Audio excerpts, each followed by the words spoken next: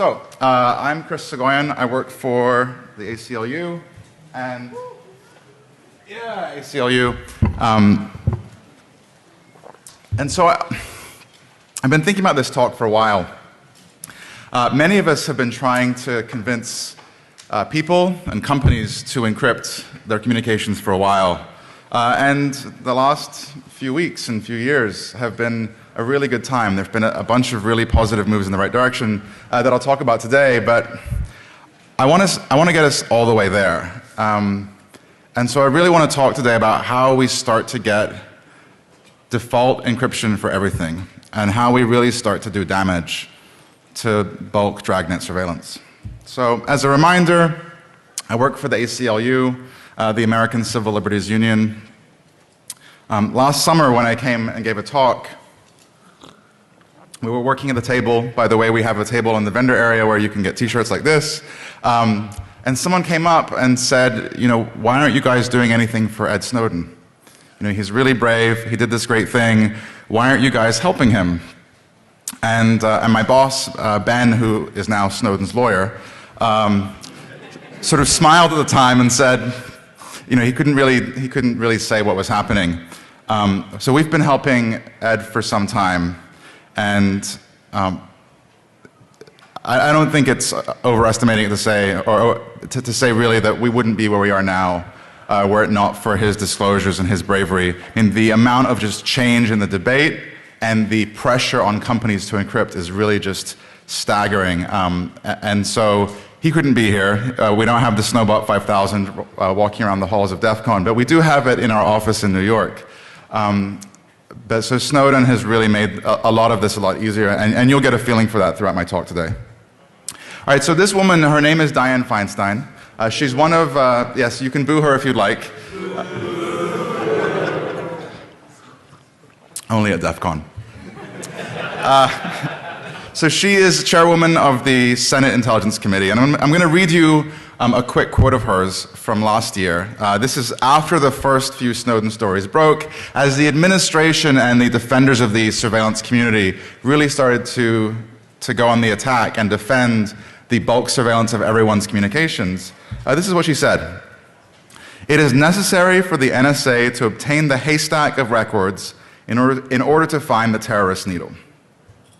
And we hear this a lot, right? They need to do bulk surveillance, not because they care about our communications, but because they care about the bad guy, or the bad guys. So there's a problem with this analogy. And this really drives the talk today and drives a lot of the work that I'm doing. And that is that we are the haystack. We are the haystack whose communications are being monitored, and it's not right. And so we can fight in the courts, which the ACLU is doing and other organizations are doing. We can fight in Congress, which the ACLU and other organizations are doing. But we can also fight through technology. We can make it more difficult for bulk surveillance to take place. And really that's what this talk is about today. How do we use math? How do we use technology to prevent them from collecting the whole haystack? All right, so let's go back in time to 2009. A long time ago in a galaxy far, far away. And for those of us who cared about encryption, who cared about encryption on the web, 2009 was a really bad time. Things weren't good.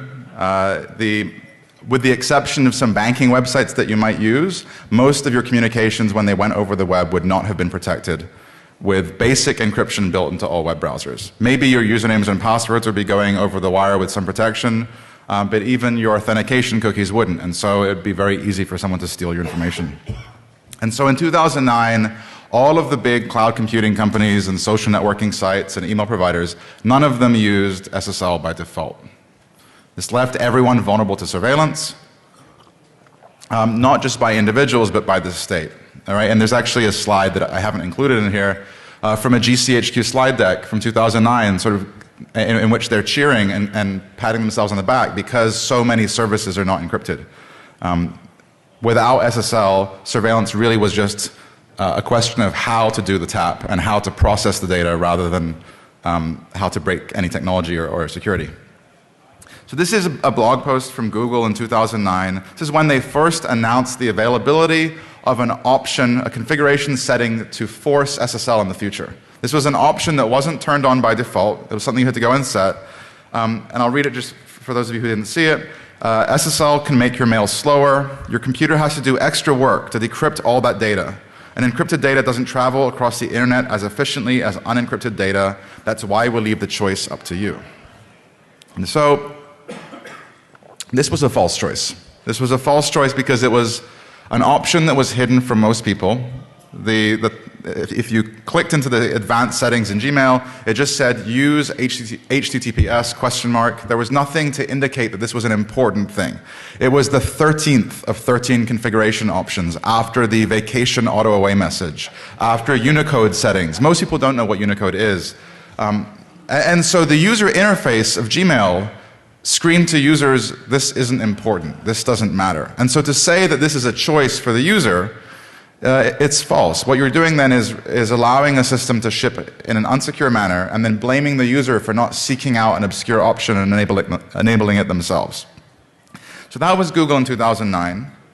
And so what that meant was that for the people who work in this building, for the people who work at NSA, life was good.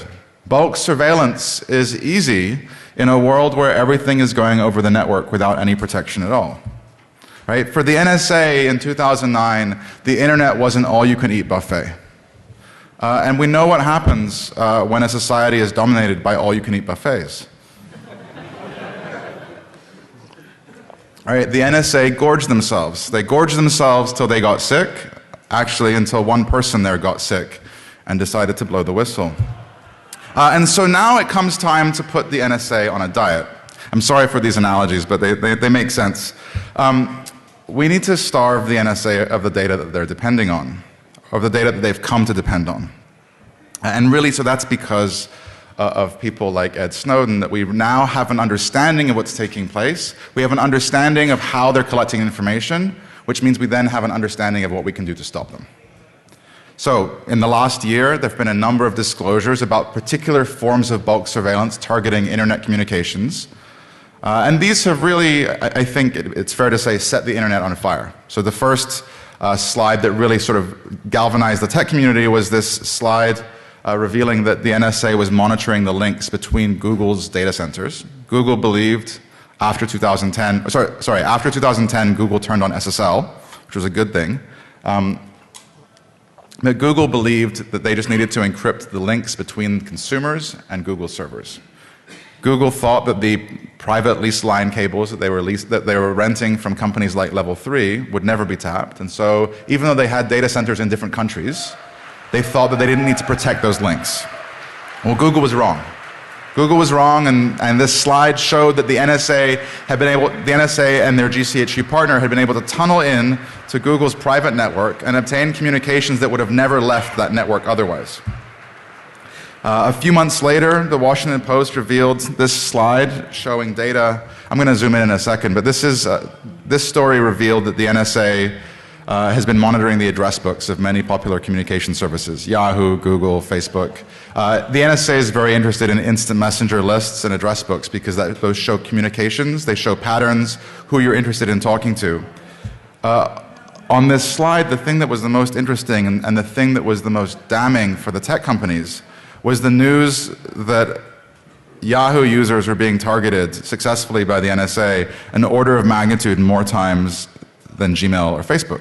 Well, why? Why was Yahoo being targeted? Why were Yahoo users having their address books collected an order of magnitude more times? Because Yahoo wasn't using SSL. Until January of this year, Yahoo wasn't using SSL by default. And the fact that Yahoo is using it now is directly as a result of the Snowden disclosures. So we've seen the tech companies beef up their security. We've seen companies embracing SSL. We've seen them tightening their choice of encryption algorithms. We've seen the adoption of perfect forward secrecy, of HSTS browser headers that ensure that you always go back to the secure version of the website. You never go to port 80. We've seen instant message platforms all migrate to user-to-server encrypted links. We just saw yesterday Yahoo announce that they, by 2015, will be offering encrypted email to all of their customers, encrypted end-to-end email. Not on by default, but they'll be offering it, and that's the beginning of a path. And so we're really at a point where there's this movement. There's a movement to encrypt all the things. And it's working. We're seeing Yahoo, Google, Facebook, Twitter, Microsoft. We're seeing the technical teams within these companies finally have the power within the organization to get what they want. For sure, there are security engineers within Google and Yahoo who for years wanted this stuff. I'm sure that the people in the Paranoids team at Yahoo, their security team, were embarrassed by the fact that their website wasn't SSL enabled. Professionally embarrassed. But at the end of the day, they don't choose the resources they're given. And it's very difficult when you're a company that's not doing well, when you're losing users, to justify the expense, both in human resources and equipment, to make that kind of shift, to make that kind of change. And what pressured Yahoo, what got the powers that be to allocate those resources, to hire a CISO like Alex Stamos, was major negative publicity. Front page stories in newspapers around the world showing that Yahoo was being successfully targeted by these intelligence services. So the stories in the newspapers have helped. Naming and shaming has also helped in a big way. Earlier this year, Google released some statistics, some data on websites that do or don't use encryption for email. So we can all visit our bank or email service and look for the lock icon in the URL. You can see for yourself whether the website that you're visiting is encrypting the data to you. It's much more difficult to see whether the emails that you're sending are going over encrypted links the whole way along the path to the recipient. And earlier this year, as recently as January of this year, the answer may have been just 25 or 30% of servers on the internet, of email servers were encrypting.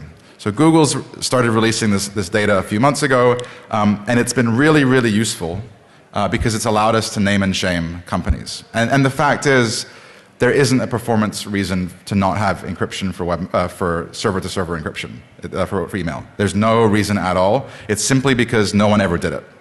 And so over the last few months, I've been calling up the general counsels, the chief privacy officers, chief security officers at companies, and one by one explaining to them why they need to do this. And having this data online, having this website that Google has released, has made it really easy because I have now something in URL form that I can include in an email and say, why are you not doing this? Why do you have an F letter score? And so over the past few months, we've gotten Comcast and Craigslist and Apple and Microsoft.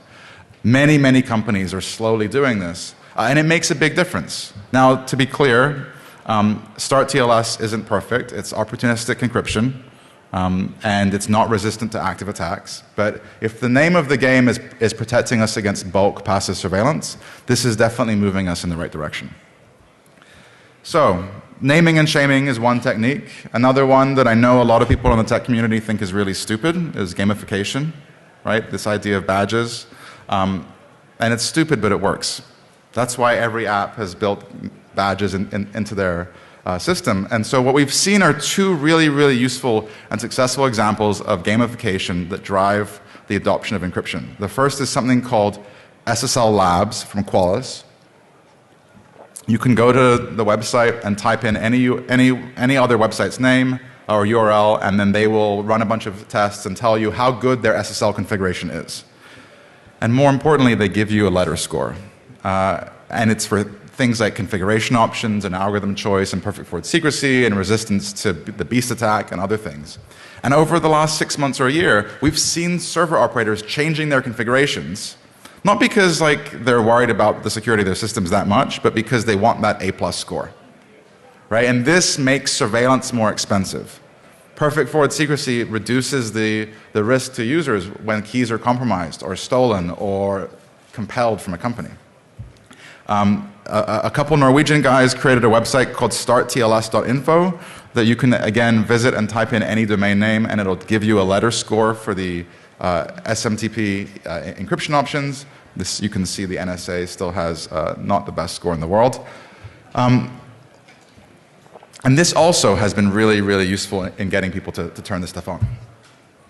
All right, so we've had naming and shaming. We've had gamification. Another method that's worked really well, to be frank, is bribery. So for about the last 6 months, I've been offering whiskey to administrators of servers who turn on SSL for their website. for their websites. I started as a joke, but it's actually working. So the first major site to go SSL by default was TechDirt, specifically citing the whiskey offer. I need to send Mike Masnick a few bottles of whiskey to say thank you. I can't release the secret yet, but I got a really interesting email yesterday from an engineer at a very, very large website yesterday telling me that they will be going SSL by default and specifically asking for whiskey. They didn't even say please. So this stuff works.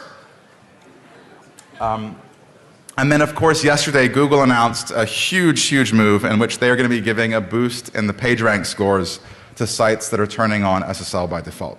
I cannot emphasize enough how big of a deal this is. When you think of all the scummy SEO people, the search engine optimization people, and the tricks that they will pull to get their websites one step higher on the Google results, this is going to be huge in terms of getting websites to do the right thing. And so the combination of the carrot and the stick is definitely moving companies in the right direction. All right, so that's where we've really been in the last couple years. How we've gotten companies to turn on SSL, how we've gotten companies to flip these options when they exist in their products. But in many cases, our messaging could use some work. Not just around SSL, but as we're starting to interact with policymakers in Washington, D.C., some of the messaging that we use in this community works really well for us, but is really scary to the outside world. It's so scary that it hurts us down the road when we're litigating cases. And I'm going to give you a few examples of that. And it's really sort of funny in some cases, but it's funny in a tragic way. And so we sort of need to clean up our act and use a little bit of marketing to spin some of these technologies in a better sounding way. So I'm sure in the last year, many of you have seen companies touting their NSA-proof technology. Of course, this stuff isn't NSA-proof. And there's a debate to be had about the merit of this and whether you should lull users into a false sense of security. But I'm not even going to discuss that. For the purposes of this discussion, the problem with saying that your stuff is NSA-proof is that it strikes fear into the hearts of policymakers. Because members of Congress, they don't want NSA-proof technology. They think that the NSA is generally doing their job. They don't want wiretap-proof technology. They think that police wiretaps are a good thing. You know, again, we can quibble about how often they should be used, but members of Congress, most of them generally support some kind of surveillance. And so if we start touting our technology as NSA-proof, surveillance-proof, FBI-proof, what they see in their mind is technologies that help the bad guys, and that's not good. Right? So this is Mujahideen Secrets, a largely ridiculed terrorist encryption app online. No one really uses this thing, but every couple of years there's a story about how there's a new version of this Al-Qaeda encryption app. This is really scary to people in DC. This is really, really scary to policymakers. And they really believe that this stuff exists. They believe that it's used. They believe that it's preventing the FBI from catching the next terrorist. Right? And so when we use language similar to this kind of stuff, you know, maybe you don't have an AK-47 as the logo for your app. But when we use stuff like this, it looks really, really scary to the people in power and to the courts. So this is an excerpt from a case from the Ninth Circuit from last year. It's called the Cotterman case. It was about a guy bringing a laptop back from Mexico. This is a footnote in the majority decision from the court saying, we do not suggest that password protecting an entire device as opposed to files within a device can be a factor supporting a reasonable suspicion determination. This is a really long-winded way of saying that the Ninth Circuit thinks that whole disk encryption is perfectly okay, but per file or per folder encryption is suspicious.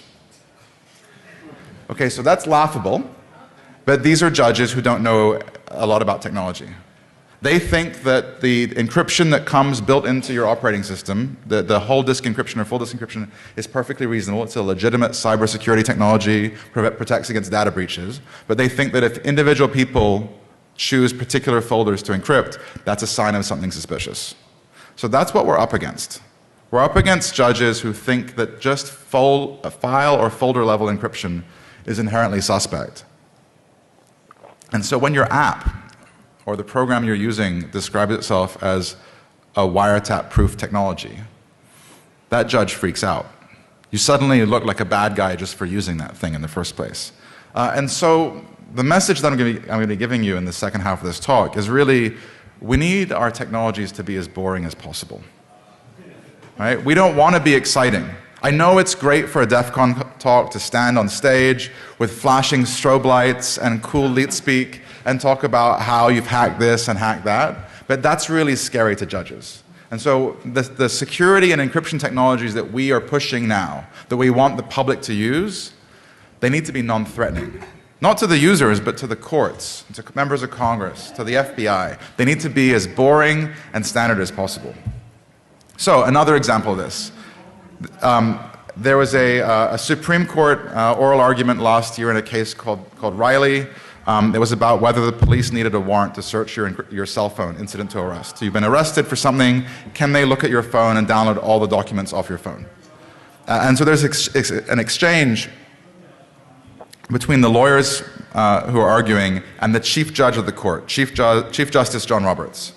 And I'll show you the excerpt in a minute, but the gist of this is that Chief Justice John Roberts believes that someone with a single cell phone is okay, but someone with 2 cell phones is a drug dealer.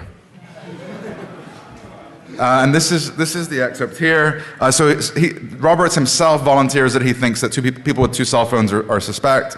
And then one of the lawyers says no, and Roberts says, really, what's your authority for the statement that many people have multiple cell phones on their person? Like, Roberts had never met anyone who had multiple cell phones on them, even though probably the majority of the lawyers in the room at the court had multiple cell phones on their persons. So in DC, where I live, people who work for the government are still forced to use BlackBerries. So everyone who has a BlackBerry also has a second phone because they actually want a usable smartphone. Right? So this is the world we live in. We live in a world where having 2 cell phones makes you a bad guy. And so how do we push back against the courts when 2 cell phones is suspicious? Well, what that means is if you have an app on one of your 2 cell phones that lets you make wiretap-proof calls, you are a really, really bad guy. And I don't want you to be a really, really bad guy. And when we end up litigating one of those cases, I don't want our defendant to be a really, really bad guy with 2 phones and an NSA-proof calling app. Which means don't talk about the NSA. The services that you're building, the cool apps and protocols that you're designing, they need to be boring, and they need to not involve nation-state intelligence. By all means, you can do what the Tor project does and talk about your threat model and global passive adversaries and that kind of stuff, but don't talk about the NSA. It doesn't help anyone. So this is, I think, a really good example of this point. This woman is Pamela Harbour-Jones. She was a Federal Trade Commission commissioner. She left in 2010. And she was the first US government official to ever give a public speech in which she mentioned the word SSL. Pretty big deal. She worked at the FTC, which is an agency that I worked at. We overlapped. And in March of 2010, she gave a speech in which she called on all cloud computing companies to turn on HTTPS. She said, today I challenge all the companies that are not using SSL by default. That includes email providers, social networking sites. Step up and protect consumers. Don't do it some of the time. Make your website secure by default. This is really powerful language, really good language from a senior, presidentially appointed US government official. And what she's calling for is something that we all want. We all want widespread encryption, but what she doesn't talk about is the NSA. Likewise, this guy, Chuck Schumer, super law enforcement friendly senator from New York. I mean, Schumer loves law and order. He loves surveillance. This is him in 2011. Providers of major websites have a responsibility to protect individuals who use their sites and submit private information. It's my hope that the major sites will immediately put in place secure HTTPS web addresses. Again, we have a pro-law enforcement senator calling for companies to deploy technology that will make network-based wiretaps more difficult. How do you get a senator to do that? How do you get a senator to call for a technology that makes life more difficult for the police? Bribes is one way. Whiskey is another way. Or you don't talk about the police. Right? We didn't talk about the NSA. these folks didn't talk about the NSA. Instead, they were talking about hackers. Sorry, that's what hackers look like to people in Washington, D.C. You guys have your ninja masks in your bags, right? So they were actually both responding to a tool called Firesheep, released by Eric Butler. This was a easy-to-use graphical user interface, the Firefox plugin that basically captured authentication cookies as they were going over the wire and let you log into the accounts of other people who were sharing the same Wi-Fi network as you. This was the wall of sheep in browser plugin form. And what made it a big deal was that this was a plugin that anyone could download, and in fact, several million people downloaded it. And then it made it to the New York Times. There was a New York Times story about Firesheep, and then a month or two later, Chuck Schumer is suddenly sending letters to Yahoo and Amazon and Twitter telling them to hurry up and turn on SSL. The way that we get this encryption stuff deployed is by making it palatable to the people in power, by making it seem like an anti-crime technology, an anti-identity theft technology. In 2009, I and 37 other researchers signed a letter to Eric Schmidt, then the CEO of Google, in which we called on Google to turn on SSL for Gmail. In this letter, we said, we urge you to follow the lead of the financial industry, enable SSL by default. But again, we emphasized that this was because of the huge threat posed by identity theft, that Google should protect its users. We didn't mention the NSA. We didn't mention the police. This was criminals at Starbucks. Now, of course, Bruce Schneier and Ron Rivest, when they're signing this letter, they know about bulk government surveillance. But you don't have to advertise it, right? Make it easy for the people in power to do the right thing and take advantage of the boogeymen that we have, which in this case are identity thieves. The other thing to note is that in the United States, we don't have a privacy commissioner. In Canada, in a bunch of European countries, they have privacy commissioners who are responsible for all things privacy. We don't have that in the United States. We have the Federal Trade Commission, which regulates deceptive business practices. They go after tech companies for lying about privacy. We have the Federal Communications Commission that goes after obscenity, like Howard Stern on the air. And they go after the phone companies. We don't have a national privacy regulator, which means if we want these two regulators that we already have, if we want them to do something that we care about, we have to portray it in language that they understand. We have to make it seem like it's consistent with their mission. So the Federal Trade Commission cares about identity theft. The Federal Communications Commission cares about the security of phone networks. And so if we want these people on our side, we want them to write nasty letters, we want them to give speeches, we want them to pressure companies, we need to help them to do so, and that means not talking about the NSA when we're talking to them. By all means, we can talk about the NSA in this community, but when we're talking to outsiders, we have to use language that isn't scary to them. And so what that means then is that we need to start talking about cyber. So, I know that there are many people who think that the word cyber is stupid, who think that it's ridiculous that people in suits talk about cyber as though it's something serious. There are many people who, when you hear the word cyber, you think of something that looks like this.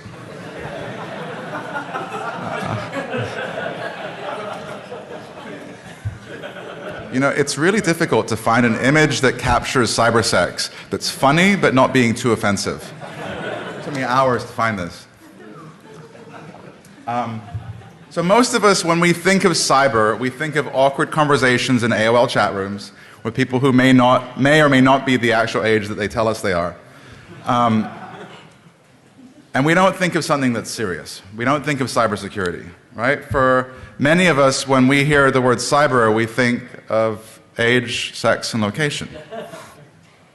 But the fact is that for the people that matter, the people in power, right? For them,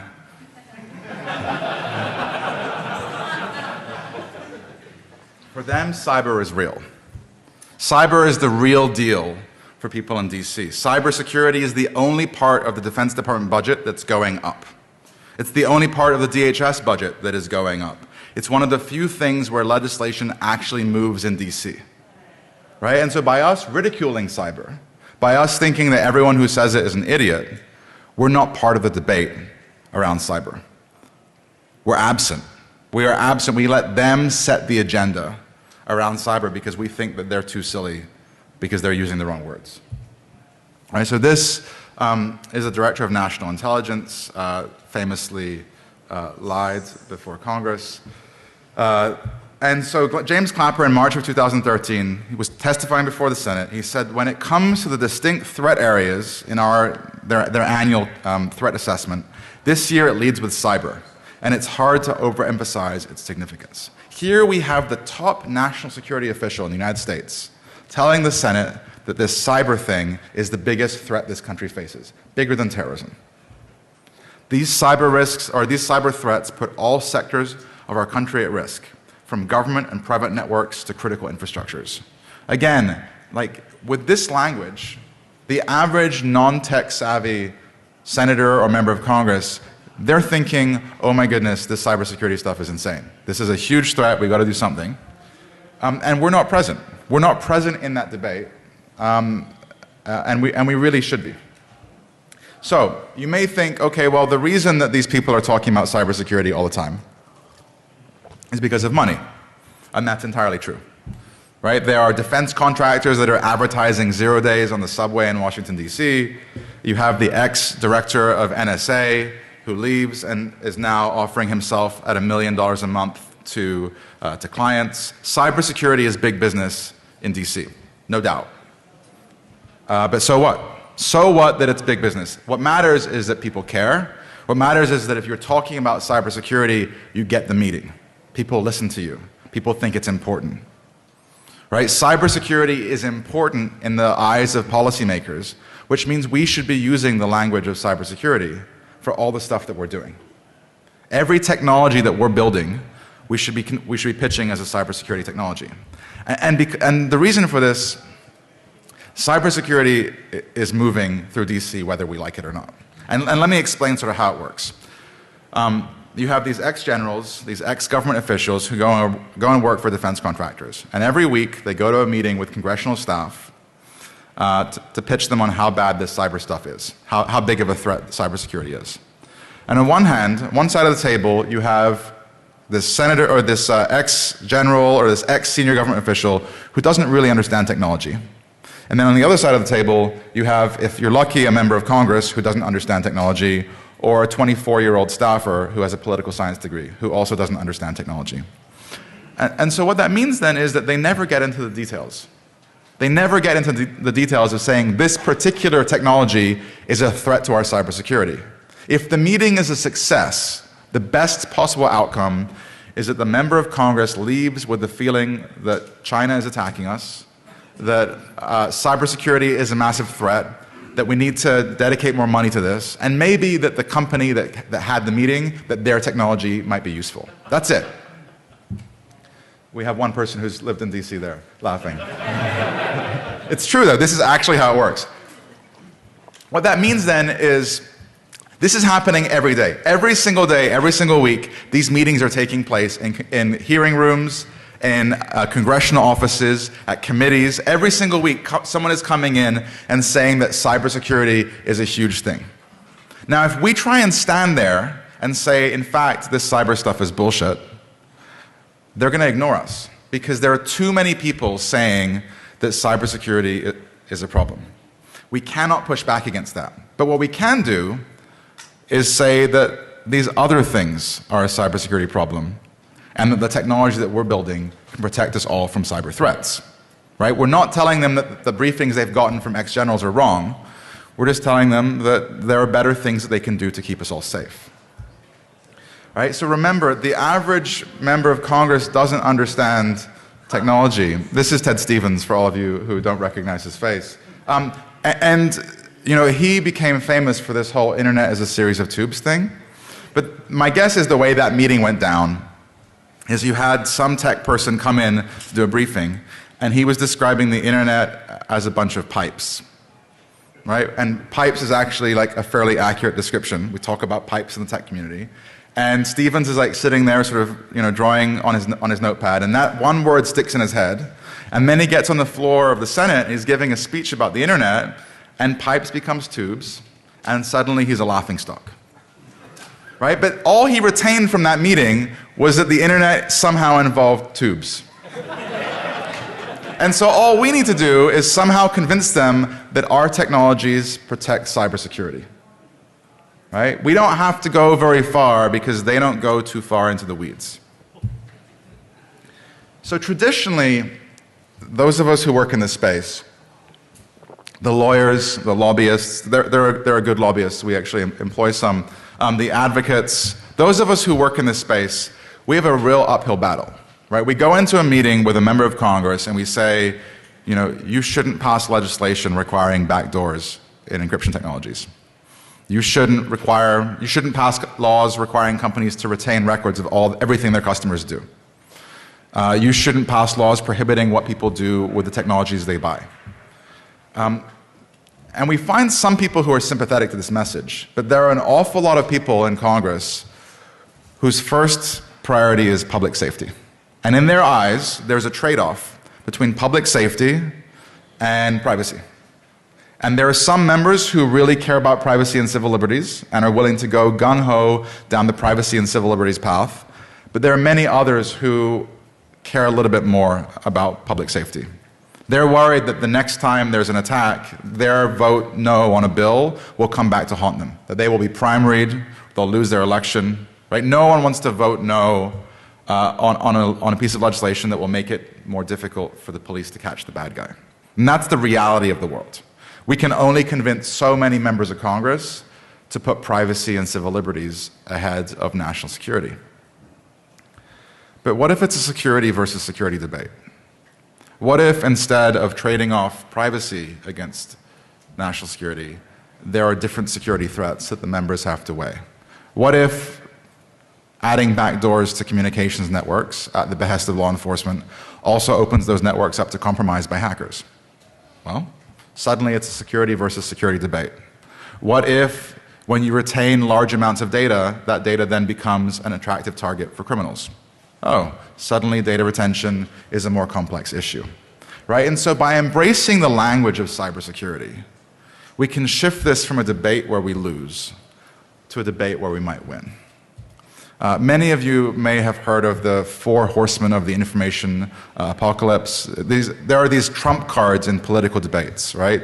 So, you know, pedophiles and drug dealers and terrorists. Like, it's really, really tough to push legislation when members or pro-law enforcement people can say that this technology or this bill will help terrorists hide their stuff, right? And traditionally, those of us on the public interest side of the table have always had a bad set of cards, right? We've had the bad facts. All the case law, all the Fourth Amendment case law is drug dealers and pedophiles, right? It's really, everyone's Fourth Amendment rights come from really bad cases with really bad facts. And so traditionally, the 4 horsemen were not good for our side. But now there's a new horseman. And he looks a little bit something like this. His name is Wang Dong. This, of course, is actually a real FBI wanted poster. This is one of the Chinese military officials who was indicted by the US government. Suddenly, foreign nation-state hackers are a huge threat, and a threat that policymakers take seriously. Chinese cyber hackers are just as big of a boogeyman as pedophiles and drug dealers are now. And so now members of Congress have to weigh the decisions that pit things that might help the police against things that will help nation-state attackers. This is a much more complex debate for them to have. Suddenly, we don't get steamrolled. So what that means then is that we need to reframe the debate around the technologies that we all care about, right? For far too long, Tor has been a technology that helps dissidents to protect their privacy online in countries where the internet is firewalled and censored. That's not the case. Tor is not about journalists or dissidents. Tor is a cybersecurity technology, right? Silent Circle or Signal, 2 voice apps that encrypt your communications as they go over the carrier's network. These are not wiretap-proof telephone communication apps. These are cybersecurity technologies that protect you from nation-state adversaries using IMSI catchers. You see how this works? Right? TechSecure is not an anti-surveillance technology. It is a pro-cybersecurity technology that keeps you safe where the phone companies have not deployed strong security technologies. Right? We need to embrace this language. Everything we are doing must be cyber. And even if you think it's silly, just pinch yourself and keep saying it. Right? Cyber, cyber, cyber. It sounds silly, but in a few years, we're going to have a case that the ACLU will almost certainly join in some way, where the government will say that encryption, a particular form of encryption, is the devil's technology. It's a demon technology used by drug dealers and bad guys. But now we can say that we will be able to say that most of the web is using HTTPS. We will be able to say that government agencies are using PGP. We'll be able to say that government agencies are using Tor to protect our data from bad guys. And when that happens, the courts will not be able to demonize these technologies. Suddenly, using Tor or voice encryption or text encryption or full disk or folder encryption will no longer be suspicious. And the way we get there is through cyber. It's a war. Let's fight this cyber war. Thank you very much.